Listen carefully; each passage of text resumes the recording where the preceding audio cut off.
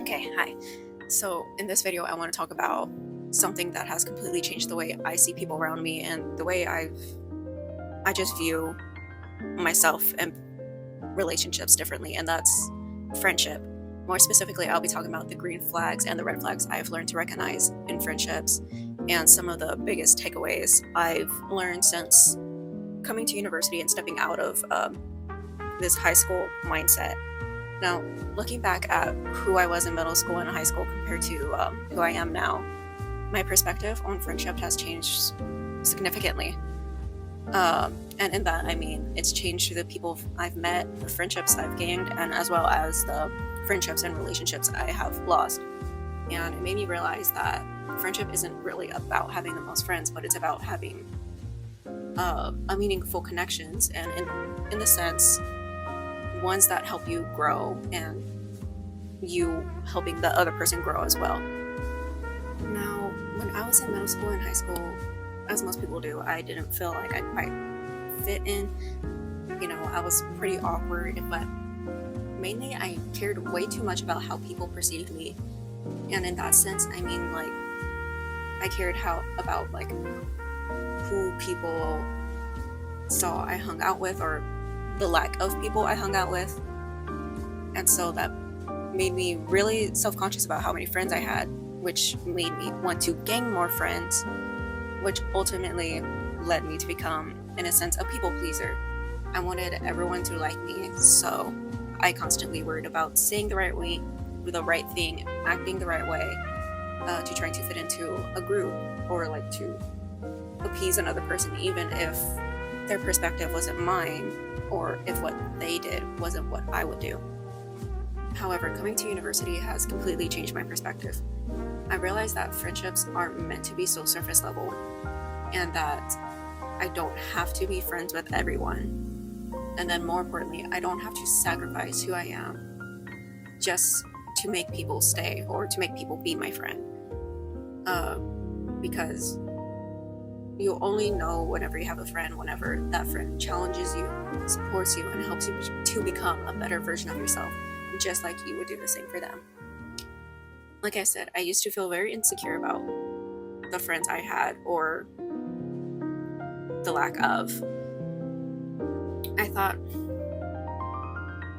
Like I said, I used to feel very insecure about how many friends I had or the lack of friends I would have. I thought having more friends made it seem almost as though like I was more likable or successful, which that can be true, but over time I came to realize that not everyone is meant to stay in your life forever. It's just not possible. Some people are only meant to cross paths with you for a certain period of your life, even if they're amazing people and could be wonderful friends to you. Sometimes each other's purpose to be in each other's lives is just to help each other grow in that specific time in each other's lives. I still do cherish the memories I've made with certain people and the different perspectives we gave each other to help each other grow. And they have definitely helped me shaped and molded me into who I am today. But I have also come to terms with the fact that people will come and go throughout your life, and they may be like amazing, some of the most amazing people that you meet, but I've come to realize that it's something normal and something that we have to expect as we move on in our lives. And learning to be comfortable with that fact is probably one of the healthiest realizations that I've had, and that has helped me grow. Okay, now over the past few years, I have learned to understand some green flags and red flags in relationships, and some subtle red flags that I have noticed that really are warning bells to me is if someone never reaches out first or never puts effort into making plans or just leads you to be the one to carry the friendship on your back. That type of friendship or relationship is not one that is worth your time or energy, or constantly feeling like you're walking on eggshells around someone because of their unpredictable emotions and their an incapability to regulate their emotions is not worth your time or energy as well. On the other hand, some healthy uh,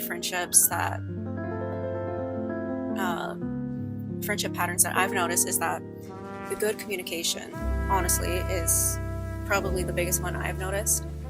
Honestly, that's the biggest one with me and my best friend.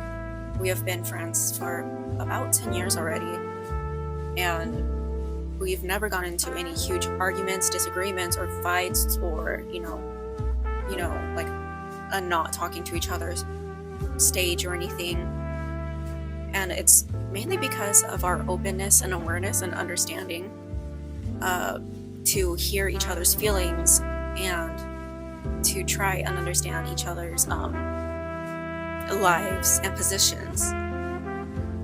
Like, we've understood that it's okay at times to be jealous, but as long as we don't bottle up this said jealousy and kind of let it grow as anger into something more.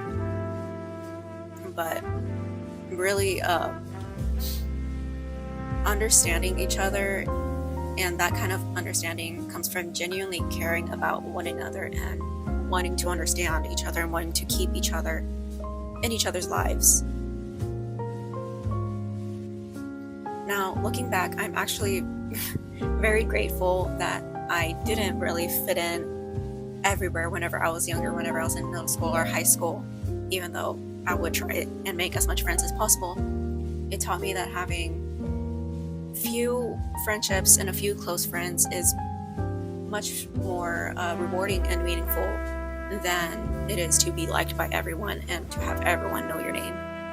And at the end of the day, friendship isn't really about keeping score about who has the most friends or who has the least, or who, I guess, is the most known in the room. But it's about having connection with people that make you feel accepted, wanted, and needed, and encouraging each other's growth and growing with each other, and knowing that you don't have to be something that you're not.